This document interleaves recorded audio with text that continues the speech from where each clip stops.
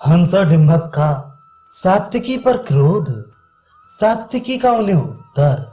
विषमपायन जी कहते हैं, महाराज, सात्विकी की यह बात सुनकर हंस और डिंभक कुपित हो उठे। उनके नेत्र रोष से चंचल हो उठे। वे संपूर्ण दिशाओं की ओर इस प्रकार देखने लगे मानो उन्हें जलाकर भस्म कर देना चाहते हैं।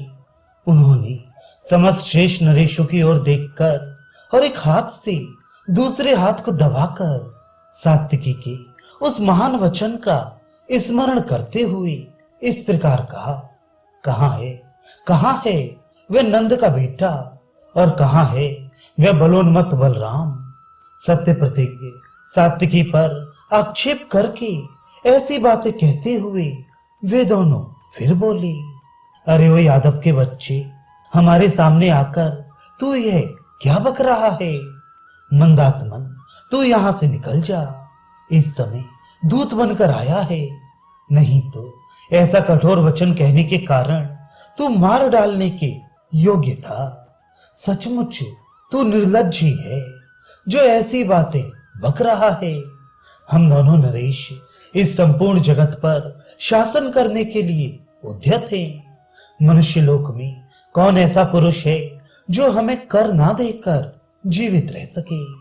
हम समस्त ग्वालों और बहुसंख्यक यादवों को कैद करके उनका सर्वस्व कर के रूप में ग्रहण करेंगे।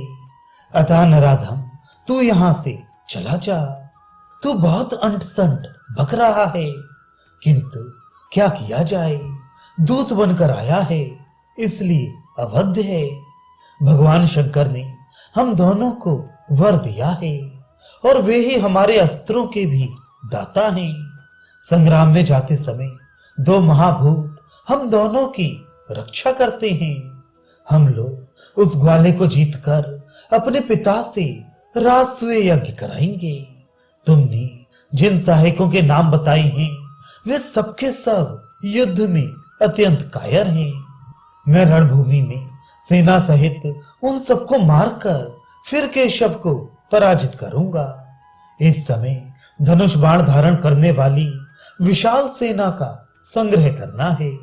वह प्रास, मूसल, कवच आदि से संपन्न होगी।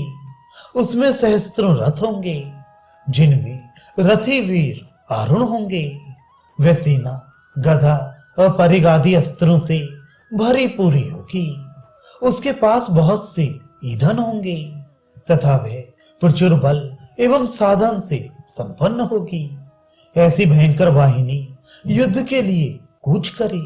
सेना नायक गण चारों ओर से इसकी देखरेख करें। तू अवैध रहकर ही चला जा, तुझे यहाँ मृत्यु से भय नहीं है।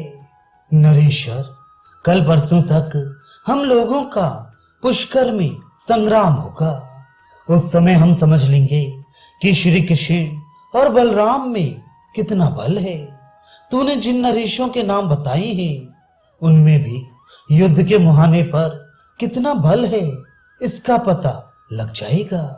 सात्विकी बोले, राजा हंस, मैं तुम दोनों भाइयों का वध करने के लिए कल या परसों भी आऊंगा।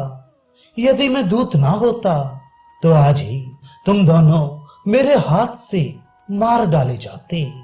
तुम दोनों कटुभाषियों को मैं कल या परसों के लिए जीवित नहीं छोड़ता। मनुष्यों को दूत बनने पर भी सदा अनुपम दुख का सामना करना पड़ता है।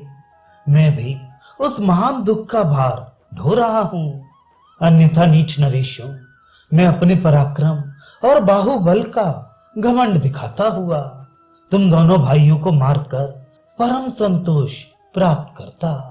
जो अपने हाथों में शंख, चक्र, गदा और शांग्र धनुष धारण करते हैं, जिनके मस्तक पर मुकुट शोभा पाता है, जो काले काले घुंघराले केशों से अलंकृत हैं, जिनकी भुजाएं बहुत बड़ी हैं, जो अनुपम शोभा से संपन्न हैं, संपूर्ण जगत की उत्पत्ति के कारण हैं, संपूर्ण विश्व जिनका रूप है, जो परम सुंदर रूप से सुशोभित हैं, योगी जन जिनका ध्यान करते हैं, जो दैत्यों और दानवों का वध करने वाले पुराण पुरुष हैं, जिनके नेत्र प्रफुल्ल कमल दल के समान सुंदर हैं, जिनकी अंग कांति श्याम है, जो सिंह के समान बल विक्रमशाली तथा सृष्टि पालन और संहार के एकमात्र कर्ता है।